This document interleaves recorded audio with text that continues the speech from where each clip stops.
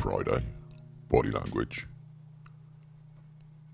And today we're doing Dominic Ingle, the IFL interview, entitled Load of Rubbish. This video is by request. If you have any requests, leave a link to the video in your comment and leave a comment. Of course, we're always looking for Dear Bear comments, Dear Bear, and your emotional issue. I've got one already, but we need a couple more to make a video.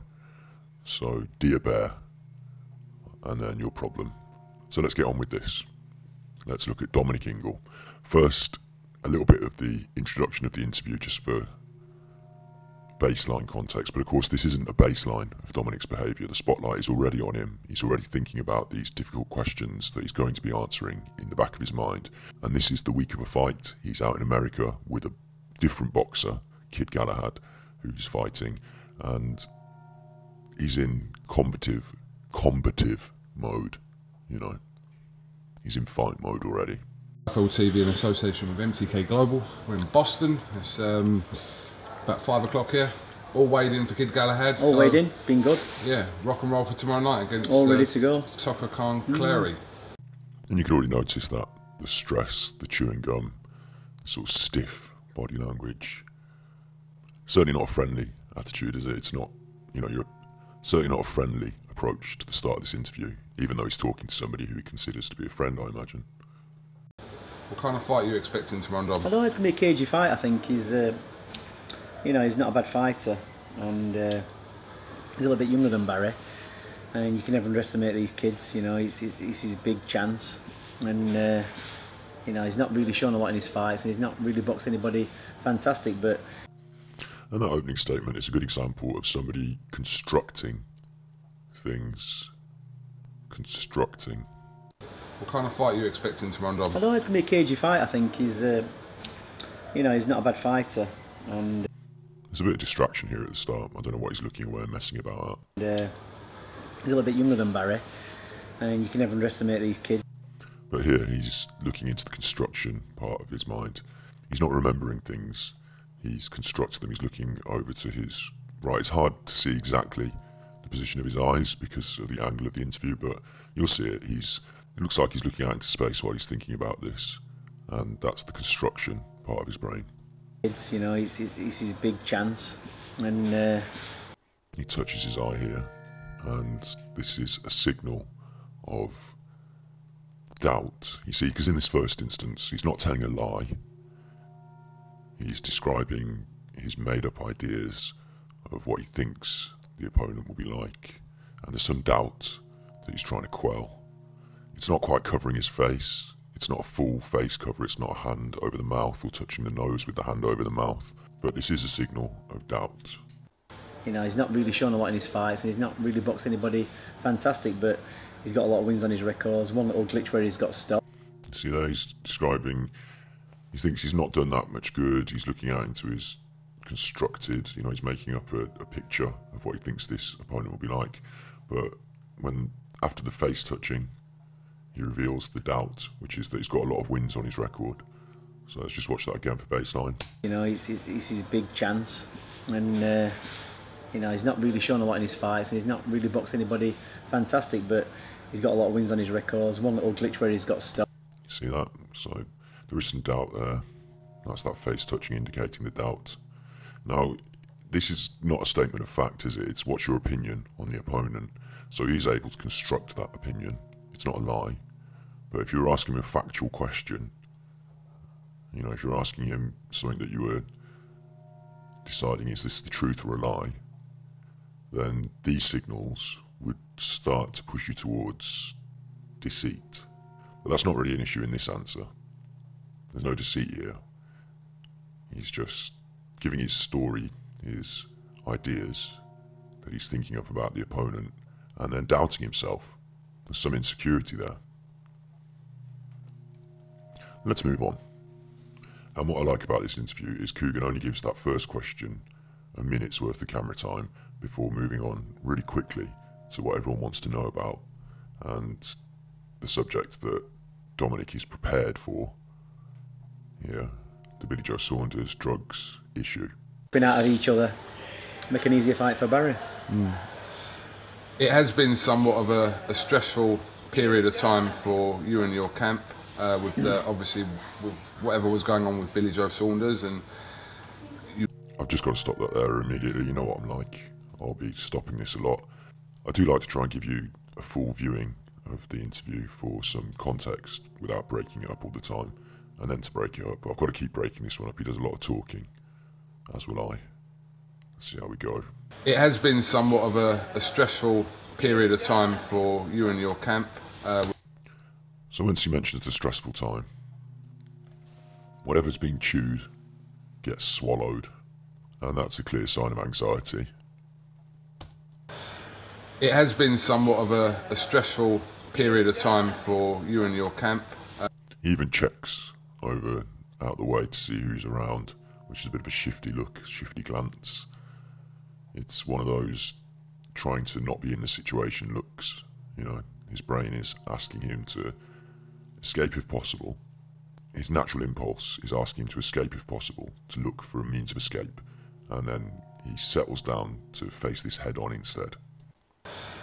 It has been somewhat of a stressful period of time for you and your camp, with obviously with whatever was going on with Billy Joe Saunders, and again, the stressful look away. I mean, maybe he's looking at those people talking, but I think it's a subconscious move to try and escape the situation. With whatever was going on with Billy Joe Saunders, and there's that pursing of the lips there.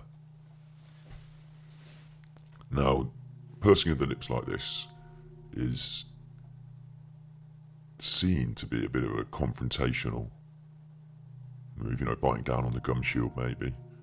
But actually it's a signal of uncertainty. In my mind, that's an uncertainty. Is he uncertain about Billy Joe Saunders? I mean, Billy Joe's a new addition to the camp, isn't he? Is that an uncertainty? That's definitely uncertainty, but as to what? I'm not really sure. And he's looking away again, isn't he? This time not at the people though, further over to the right. Maybe he's uncertain about what he's about to say, about the things he's constructing in his mind, his response. Maybe there's an uncertainty to that. you was obviously preparing with Kid Galahad as well, so... And now there's this really poker face, slight smile. I'd say that's his... There's an almost turning up of the cheeks here, turned down there. It's an uncertain look, again, but it's one of a man who is putting the poker face, doing the Adam Booth, and deliberately trying not to show any tells, whilst at the same time to look normal, innocent, which is not a good look when you're trying to find out if someone's lying. Trying to look normal and just looking normal are two different things, aren't they? It has been quite a torrid time for you. And you can tell that by that slight tremor when he's breathing. There's a lot of tension and there's a lot of force that's being held back. Can you tell? With Kid Galahad as well, so it has been quite a torrid time for you, Dominic, in that respect. You see, Cougar, you haven't been... And he's very quick to start talking, isn't he? He's very quick to start talking there. So there is that tension, that anger brewing in him. Whatever was going on with Billy Joe Saunders, and you was obviously preparing with Kid Galahad as well, so... And when he mentions Kid Galahad as well, he starts to nod as if to say, yeah, I was also preparing with Kid Galahad as well, but he stops very abruptly because he realises that the nod might be seen as a, yes, Kid Galahad is also on drugs. Kid Galahad, of course, is returning to the ring after a ban for a positive drugs test.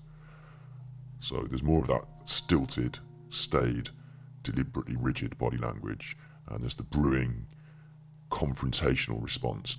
And again, it's not a good look for someone who's telling the truth to be argumentative and confrontational, is it? Those widening, dilating pupils signifying either anger, stress, fear. You can see that in the eyes, the dilation of the pupils. Let's watch it all again from the start.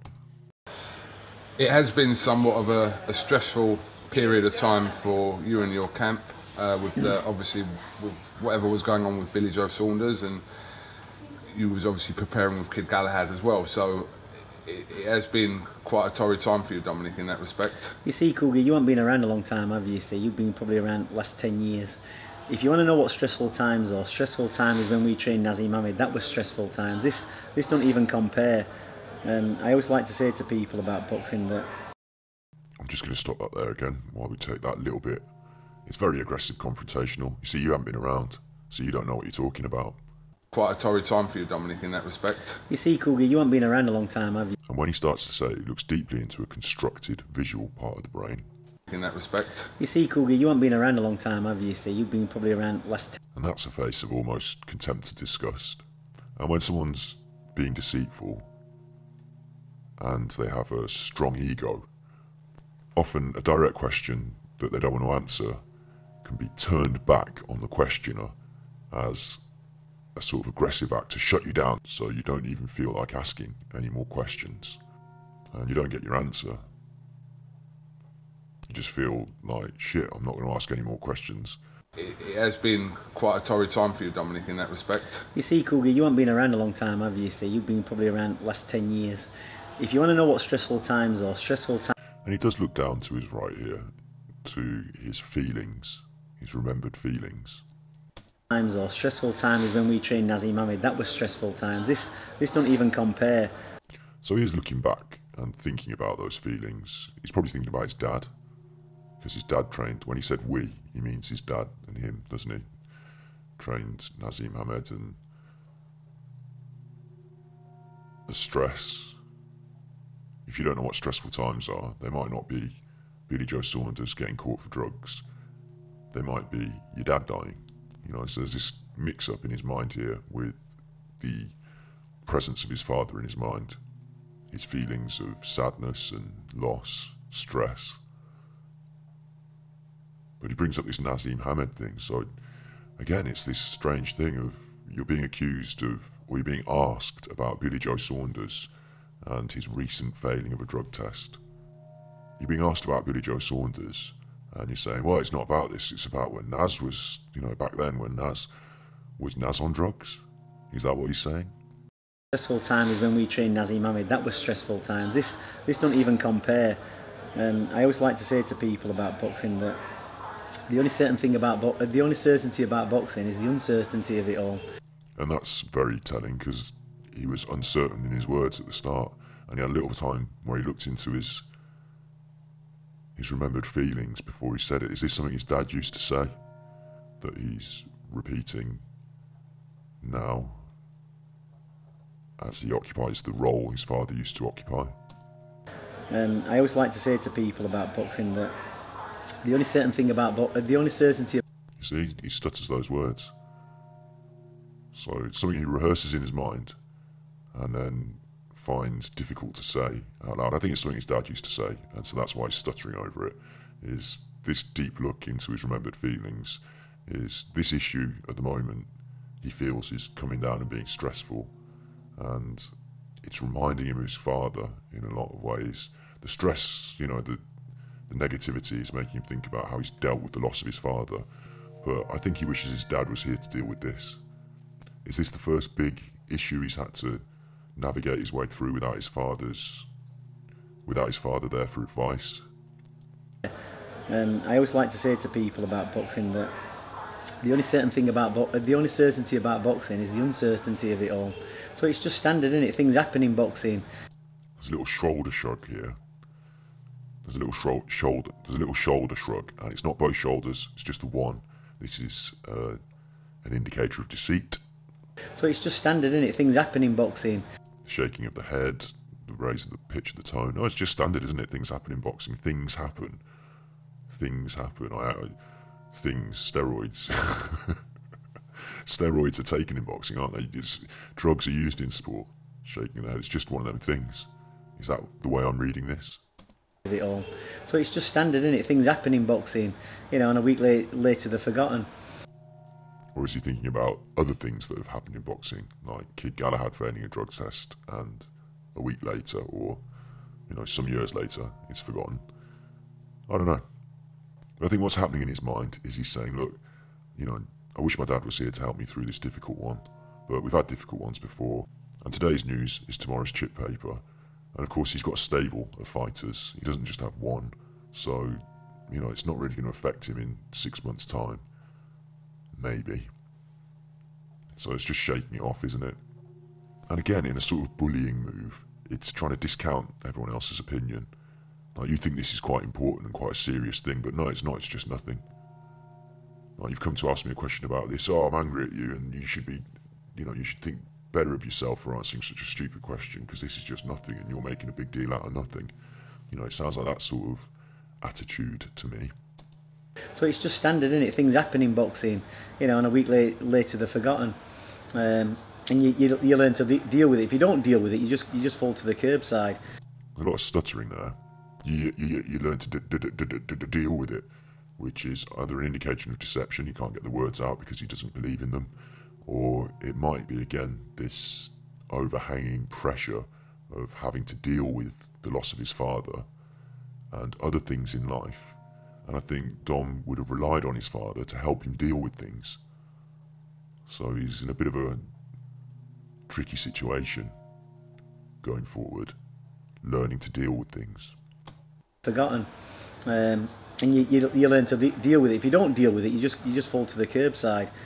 And he looks down there into his emotional memory again. He's been very depressed over the death of his father, and if you don't deal with it, you fall to the curbside. You know, he's looking down there. When he talks about the curbside, he's thinking about his depression. He's looking down into his emotional memory and seeing himself down there on the curbside as a possibility, as a possible outcome in this whole situation. The curbside. So it's a stress, but... That's interesting. A little look over into his actual memory of events.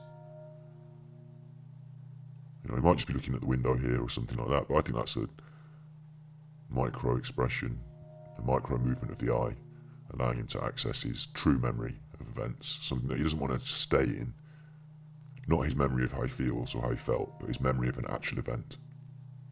Side. So it's a stress, but you manage it. You know, there's always an end game. You know, unfortunately, Billy didn't fight. He's not fighting tomorrow. Kid Galahad had his. He's really struggling here. Looking across into the part of the brain that helps him construct a story, and just sort of stuttering through the facts. The facts that we all know, not the answers to the questions that we want, but just the facts of the matter. You know, there's always an end game. You know, unfortunately, Billy didn't fight. He's not fighting tomorrow. Kid Galahad had his, and Jason Quigley boxed last night. So, you know, things keep moving forward no matter what. There's a lot of salivating, a lot of swallowing. I mean, that looks like a guilty man to me. That stuttering, stressed, salivating. Yeah, those are all bad signs. You know, there's always an end game. You know, unfortunately, Billy didn't fight. And I just picked up on that as well. There's always an end game. What does that mean? There's always an end game. I thought boxing was the sort of sport where things just go on and on. You look to your next fight, you know, you put it behind you. He was just saying a minute ago that these things happen and you brush them off and move on. But what's this end game? You know, there's always an end game. You know, unfortunately, Billy didn't fight. He's not fighting tomorrow. Kid Galahad had his, and Jason Quigley boxed last night. So, you know, things keep moving forward no matter what. Nothing stops. You know, nobody stops when they're moving forward. You just keep fighting, put one foot in front. That's very telling as well. That's exactly what I just said about, isn't it? Where's that keep moving forward idea? And he mentions it, but the way he says it is not the way I said it, is it? I said you keep moving forward, you look to your next fight, you put these things behind you. But he says nothing stops. So, you know, things keep moving forward no matter what. Nothing stops. Yeah, nothing stops. This next thing I'm going to say is conjecture. It's just an idea. But if you had a drugs program that you were implementing, a training regime, you know, if it was part of that, then nothing stops, does it? You don't stop training. You don't stop taking the drugs, maybe. Because you start and stop doing those sort of things, don't you? Drugs, training, whatever. You don't start and stop your boxing career. That's sort of ongoing. So it's just an interesting use of language there by Dom. And it's a casual use of language as well. He uses it casually. All the bits that he's tried to think about, he's stuttered over, and then he just lets that roll off his tongue. You manage it. You know, there's always an end game. You know, unfortunately, Billy didn't fight. And those bits as well, you manage it. There's an end game. What's he managing? You know, is he managing public perceptions? Is he managing his boxers? Is he managing the training? Is he managing a secretive drugs doping program? You manage it. There's an end game. There's always an end game. You know, unfortunately, Billy didn't fight. He's not fighting tomorrow. Kid Galahad his, and Jason Quigley boxed last night. So there's this bit. So, you know, things keep moving forward no matter what. Nothing stops. You know, nobody stops when they're moving forward. You just keep fighting, put one foot in front of the other, keep boxing. No one stops when they're moving forward. That's a very interesting... You know, people might say that having your belt stripped from you is a backward step for someone like Billy Joe Saunders. But Dom here insists that no one stops, they keep going forward. And it just makes me really uneasy when it's in the context of a question about drug use. You know, are we questioning one fighter here? Are we questioning the whole gym? Are we questioning the behind-the-scenes standard in a particular gym in the whole sport of boxing? But just here, I'd like to raise that issue and show you in context a man saying that nobody's going to stop. So, you know, things keep moving forward no matter what. Nothing stops. You know, nobody stops. Nobody stops. Does he mean in general? In boxing, someone gets found to be cheating on drugs and nobody else stops? You know, nobody stops. Nothing stops. You know. Now, there's something that psychologists look for in interviews that we can't really use as evidence, or that we can't really use as evidence, but we use it to support our ideas. I'm having to be careful about how I say this. It's called embedded confession. And what happens is someone will say something. Really, what's happening is their subconscious is trying to say the truth, and their conscious is trying to stop them from telling the truth. And sometimes it's a lot easier to say something that's truthful, sort of accidentally in conversation. Put one foot in front of the other, keep boxing. And eventually it comes round. You know, Billy's had a bit of bad luck. No matter what, nothing stops. You know, nobody stops when they're moving forward. You just keep fighting, put one foot in front of the other, keep boxing. And eventually it comes round, you know. And that eventually comes round bit, you see, this is why I mentioned these embedded confessions. Is he saying there that eventually you get found out? Because people have been found out, whether it be Kid Galahad or Canelo. You know, people have been found out, it comes round. And what goes around comes around. It's a phrase, isn't it? You know, you win some, you lose some. And then it comes round again that you can fight, doesn't it, with Kid Galahad and Canelo? So is that an embedded confession there, that it just comes round, you know? When I say it comes round as well, you know, I'm saying it then. Is it something that comes round the gym? Is there somebody who brings it to them? That, like a milkman, you know? And it's just something that, you know, is brought round. I don't know. But it's an interesting turn of phrase, and it's something that I find quite suspect. Put one foot in front of the other, keep boxing. And eventually it comes round. You know, Billy's had a bit of bad luck, but he's a good fighter, he's unbeaten. And it's really interesting when he says these things, he's looking down into his emotional memory, he's remembering how he feels about these things, and he says Billy's had a bit of bad luck.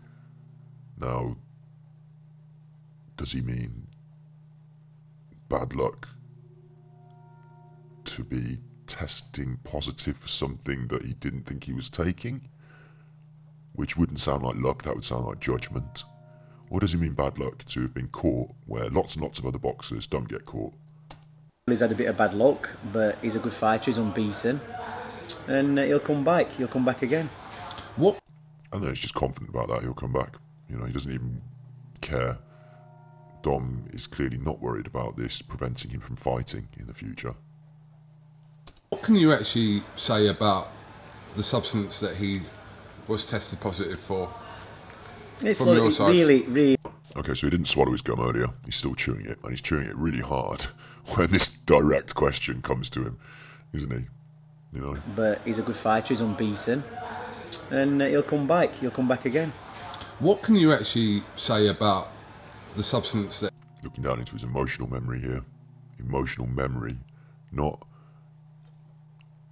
You see, what can you say about this substance that has been, this is troubling again, because if you were not involved in the use of drugs, what you could say about this substance would either come from your constructed ideas about something, it's something you haven't directly seen or encountered, so you'd have to construct an idea about what to say about it, or if it's something that you have looked into, you might look into your visual or auditory memory of the research you've done. But looking into an emotional memory of something, it's usually something you've directly encountered in your life. An emotional memory is made through experience. So that's troubling in this case. Usually looking into emotional memory would be a sign of telling the truth. But here it's kind of worrying. And he'll come back again. What can you actually say about the substance that he was tested positive for? He does look into his constructed mind at the end of that. Substance that he was tested positive for. Over there again. Is he looking at people that are talking? Is he angry at the people making a noise during his big interview? That might be the case. He might just be pissed off at those people spoiling this important interview, not giving him the respect he deserves by keeping quiet. Or it could be that this is actually a construction now. So he's looked down deeply into his emotional memory of the issue, and now he's constructing the next thing he's going to say. What can you actually say about the substance that he was tested positive? So the emotional memory is a good indicator of truth. What can you actually say about the... So the emotional memory is a good indicator of truth. Substance that he was tested positive for. And this is an indication that there's about to be a lie or a deceit. Yes. And as he says it again, you get that look of condescension. Another bad sign. The sneer. He feels above the people he's talking about and to. Was tested positive for. It's From your side. Really, listen, it's a load of rubbish. Do you understand? It's absolute load of rubbish. I sat down with, And the stupid's delight. A half smile. And he does this other thing that is a bad sign. When you deny something that is actually untrue, it's quite usual to just say no. Did you do this? No. Like, you don't need to say anymore because you know it's true that you didn't do it. You don't need to qualify that with any other language. But if you did do something and you're telling a lie, then quite often you stress and worry that your simple no isn't adequate. So you try to qualify your no with other language. So you might say, no, I definitely couldn't because I wasn't even in the house. Or, no, I definitely didn't because... You see what I mean? Right, that's different from just saying no. If it's an honest no, you don't feel you need to back it up because it has the weight of truth behind it. But if it's a deceitful no, then that hot feeling inside will tell you to add some more weight to it because it lacks the weight of truth. And let's see how Dom refutes this. Then it's a load of rubbish. Do you understand? It's absolute load of rubbish. Tested positive for. It's From your side. Really, listen, it's a load of rubbish. Do you understand? It's absolute load of rubbish. I sat down with... He says it 3 times, doesn't he? And it's a load of rubbish. It's an absolute load of rubbish. It's a load of rubbish. He's got that cheeky half grin, the duper's delight. It's a classic sign of a deceit. And also, I've just noticed, he's not actually responding to a question. Reason. What can you actually say about the substance that he was tested positive for? What can you say about the substance that he's tested positive for? Right? What can you say about the substance? It's From your side. Really, listen, it's a load of rubbish. Do you understand? It's absolute load of rubbish. I sat down with, Victor Conte yesterday, and he... What? What can you say about the substance? We're not asking you, did he test positive for it? Is it, what do you think about the test? Which I don't know what he's describing as a load of rubbish. Is the substance a load of rubbish? Let's listen to what he says about Victor Conte now, who, to be fair, is just a sort of personality that talks about drugs in sport on American TV. Like, he's not connected directly anymore with... I don't know everything about Victor Conte, okay? So I stand corrected if I'm saying the wrong things. But he's... What the fuck does Victor Conte have to do with any of this? I don't know. I sat down with, Victor Conte yesterday, and he had nothing to say about it. And, people have got to realise that... And there's this long look into the construction. People have got to realise, again, it's condescending. You're stupid and you don't understand, you're ignorant. You've got to realise what I want you to realise. And he's thinking carefully about the thing he's going to say. And the thing he's going to say is coming from a constructed part of his brain. He's constructing this. It's not coming from an easy, accessible, honest, straightforward reply. Billy Joe Saunders apparently failed the test. Whoa, whoa, whoa, whoa. Billy Joe Saunders... There's even that suck of the teeth, which is a sign of uncertainty, of not wanting to say the things he's about to say, of being unsure about the things he's going to say. Billy Joe Saunders apparently... Big wide eyes, which... Forget the hands coming up for a minute. The big wide eyes and the raised eyebrows are the believe me look. This is all going badly. Failed the test. And when he actually does what we said, and we talked about it earlier, didn't we? The embedded confessions. You want to say Billy Joe Saunders failed the test, because that's absolutely bang true. But at the same time, he wants to mitigate that and make it seem trivial and stupid, and to say the truth whilst making it seem like he's taking a counter position. So he does those stupid things with his hands. Billy Joe Saunders apparently failed the test. Which is very defensive as well. He's putting his hands right up in front of him. He can't cover his face in the interview. He's too ego-driven and big man to not show those directly weak body language traits. But he holds up his hands there as well, doesn't he? And it's trying to partly cover his face, but also it's a "you got me" look, isn't it? Like, Joe Saunders apparently failed. That might be the look of somebody who's just been caught. Hands up. Hands up, you got me, And he looks stupid as well, doesn't he? So maybe he's open about his own stupidity here in terms of getting caught failing the test. Failed the test. Well, he didn't fail the test because... Well, he did, didn't he? He did it in England. He did the test in England. The results went to VADA. Hang on. This is getting a mitigation now. What can you tell me about the substance that he took? We haven't learned anything about the substance. Realistically, there is... And it's all construction now. This is all, like, making a story. You know how people spin. You know what Eddie Hearn's entire job is, and what all politicians do, and most of us do in our day-to-day lives, is you take a fact, and then you tell it the way you want it to be told. Like, certainly in this issue, he's giving us his side, his construction here. Results should have been sent from VADA to the border control, because Billy's a British fighter, and he's in... Believe me, look, again. He's in England. He's not... Shaking of the head. He's not in Boston, is he? Well, he's not in Boston because he went home because he failed a drug test. And all this that you're doing here, the shaking of the head and the mitigation, it's all signed, it's all guilty body language. Like, it's not a good look for somebody who's trying to deny this. It smells fishy.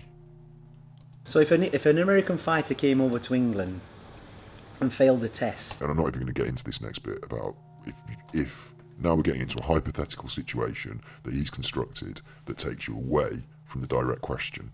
So it's that bullying behaviour again of somebody who doesn't want to answer to their I'm not going to say crimes, who doesn't want to answer to their actions by deflecting and negating and directing it back on you, right? So if you came over to here now and you did it, whoa. You've created a situation where you're in the right, a hypothetical one, to distract from the fact that you're in the wrong. So that is just rubbish. So That's all wrong for a start. Yeah, that's yeah, that's the first true thing you said, mate. It's all to do with the definition of in competition and out of competition. And he goes on about this in competition, out of competition stuff, which, you know, we can get onto in a different discussion about drugs in sport. But that's not right, because nobody else does. 1% of the, you know, do. And it's all mitigation, and it's all bullshit, because is he saying that the competition rules mean that you should be taking... He's not addressing the drugs issue, he's now bringing it into in competition, out of competition, which could be that his position is you should be taking these drugs out of competition if you can. I don't know, you know, it's all a bit confusing now when he gets into all this mitigation. Drug testing agency who sets all the standards said that particular substance is not banned out of competition, and it's nothing. It's like you can get in a cold medication. It's nothing. It doesn't do anything really. That's very telling though. But he does finally get onto the point of what this drug is and what it does. Said that particular substance is not banned. But what he doesn't do, he doesn't name the substance. Said that particular substance is not banned out of competition, and it's big pause there as well while he's worrying over what he's saying, making sure he's saying the right things. Out of competition, and it's nothing. It's like there's the sneer again, the shake of the head. They're trying to discount this, make it trivial. It's like you can get in a cold medication. It's like you can get in a cold medication.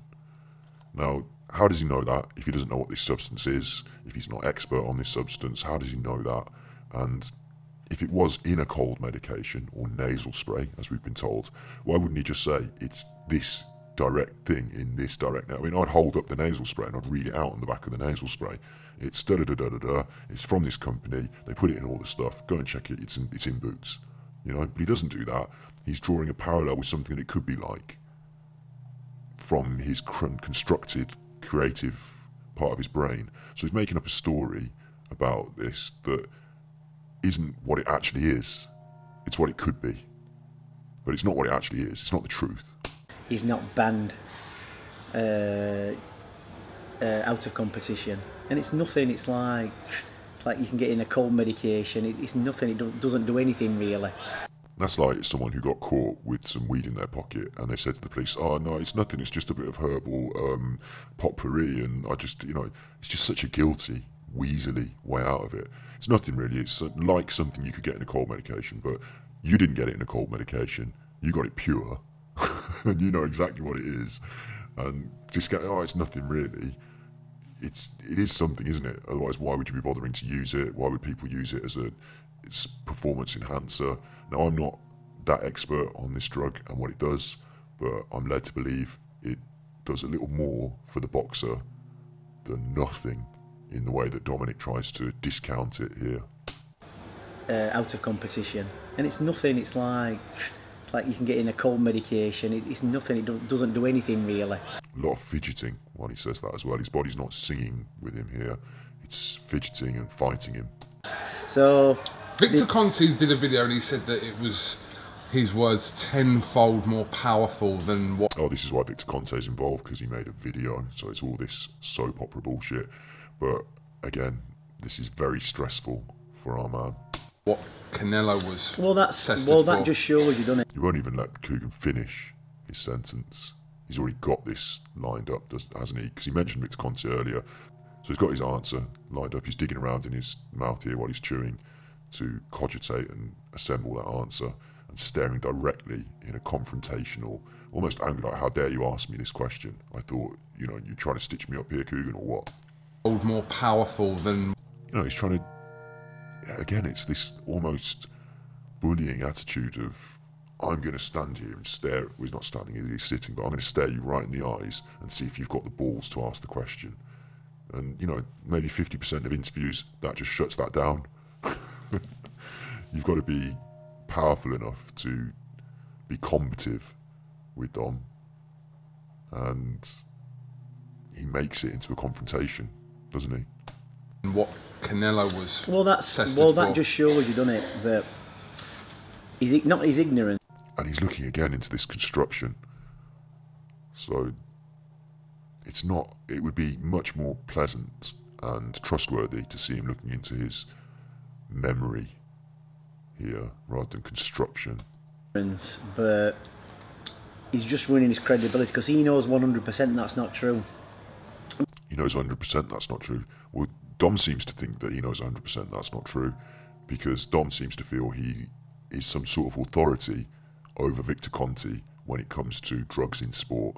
That's what I can glean from that. Dom thinks he knows a lot about drugs in sport. 100% is not true because... And there's that anxiety here. This isn't a believe me look here. This is anxiety and stress and worry.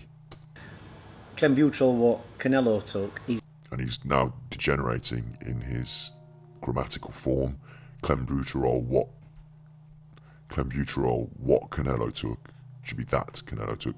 The clenbuterol that Canelo took. Can't even say all the words now myself, but his grammatical form is falling apart here. So it's almost a childlike response there, which would be the sort of thing a naughty child who'd been caught would do. 100% is not true because Clenbuterol, what Canelo took, is banned across everywhere, in and out of competition. You know, you should never... There's a slight smile there of satisfaction. Everywhere, in and out of competition. See that there? Slight smile of satisfaction in and out of competition. I think he feels this in and out of competition loophole is something that he has cleverly exploited, and that gives him some pleasure there. There's that duper's delight again. He thinks he's smart, and that Canelo's team have missed a trick there. But again, he's smiling again because we're not talking about Billy Joe Saunders or the Ingle Gym. We're talking about Canelo and Victor Conte, and it's all just taking on this rambling, distractive tone. You know, that you should never have it in your system. And the stuff that Billy had is only banned in competition. And the stuff that Billy had, again, very telling language. We're talking about the stuff that Billy had. We're not talking about the test that Billy failed or the trace in Billy's blood. You know, if I had a fighter, they turned up a positive test for this thing that they'd actually legitimately taken through some cold medicine, I'd say the test that Billy gave, not the stuff that he had. What stuff has Billy got? What stuff has Billy got? Or did he have stuff? We're talking about it now as if it's its own thing. Does he mean the nasal spray or does he mean the bag of powder? I don't know. You know, that you should never have it in your system. And the stuff that Billy had is only banned in competition. So that's a load of rubbish. So that ruins his... He's got no credibility anyway. All right, that's it. That one thing that Victor Conte said that is slightly confusing about competition and out of competition, and which is worse, something that you take out of competition that does what I don't know what it does. It's just like a cough medicine, and something that you take in competition that you might have got from Mexican. How does any of that have anything to do with anyone's credibility? And what on earth does it have to do with the issue that we're looking at here, whether Dominic Ingle and his fighters are colluding in a conspiracy to use drugs in sport? This is the ramblings of someone who would rather talk about something else. You know, it's a very bad sign. It's a very bad sign. It's a load of rubbish. So that ruins his... He's got no credibility anyway. I mean, if you talk about ruined credibility, then having fighters fail drug tests might be considered something that ruins your credibility. Hey, Dom. So he goes on a bit of a big rant here. In England, you know, I think we've got a good system in place. Robert Smith's done a great job. Everybody gets tested. You know, there's that cheeky smile there, that half smile, when he says everybody gets tested and shakes his head. Not good signs. I think we've got a good system in place. Robert Smith's done a great job. Everybody gets tested. You know, people talk about Billy Joe Saunders being on PEDs and everything else. Is it? People talk about Billy Joe Saunders being on PEDs. Is that an embedded confession? Because no one directly said Billy Joe Saunders was on PEDs here, but he's saying it. People talk about Billy Joe Saunders being on PEDs, and he's got a smile on his face when he says it. Is that duper's delight? You know, people talk about Billy Joe Saunders being on PEDs and everything else. Is it absolutely impossible? He's on a blood passport. He's tested. There's a slight shrug of the shoulder when he says he's tested, and this stuttering of language again. it seems quite confident on the surface, but actually this rambling rant seems to, again, you know, he's talking too much. He's giving a few negative indicators. It's not good signs. On PEDs and everything else, it's absolutely impossible. He's on a blood passport, he's tested randomly 6 or 7 times a year. They drop on him anytime. He has to give an hour slot of every day, for every day where he's going to be if they want to test him. It's impossible. So, you know, every day, for every day where he's going to be. He's doing some sort of stamping with his hands, which you can't see, it's out of shot. But is he trying to sort of stamp a lid on this? I don't know. Every day, for every day where he's going to be if they want to test him. It's impossible. So, you know. It's impossible, but there's this half smile again, which in body language terms, when you're looking for tells of a lie, it's quite often termed duping delight, where you smile because you're getting away with telling the lie. It's just not good.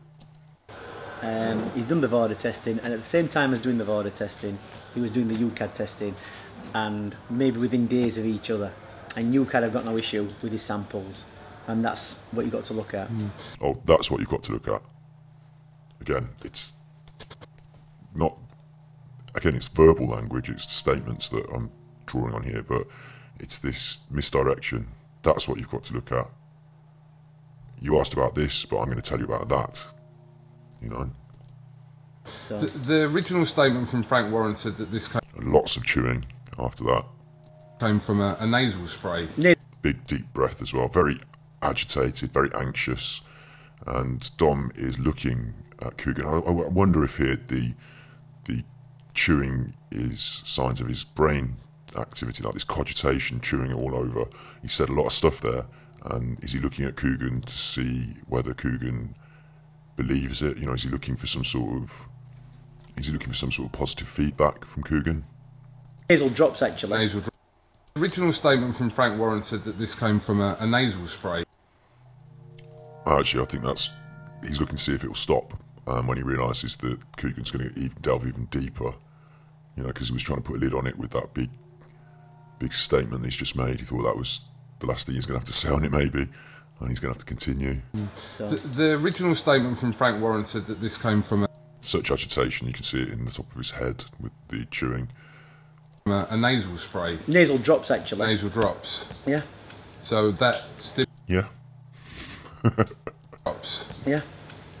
Yeah. Nasal drops, actually. Nasal drops. Yeah. So that stimulant is within that, obviously. So that stimulant is within that, obviously. The nasal drops were ephedrine, and a very weak dose, and he was taking it actually before he started doing the VADA testing, days before, and it tripped over into as soon as you sign the contract, they started testing, and ephedrine breaks down into oxylophrine in a very small dose, and the ephedrine in his system was under the cut-off point. That wasn't an issue. So did you notice all those things? There's a lot of looking over into construction. There's a lot of shaking of the head. There's this push down with the hand, isn't there? The system was the stress. Was under the cut-off point. And the sort of believe me look again. You know, it was under the cut-off point. Oh, the stress, the frustration. But he also says. And he was taking it. Obviously, the nasal drops were ephedrine, and a very weak dose. And he was taking it. Tell me what you think in the comment section below. Leave a comment. I won't reply to any of them.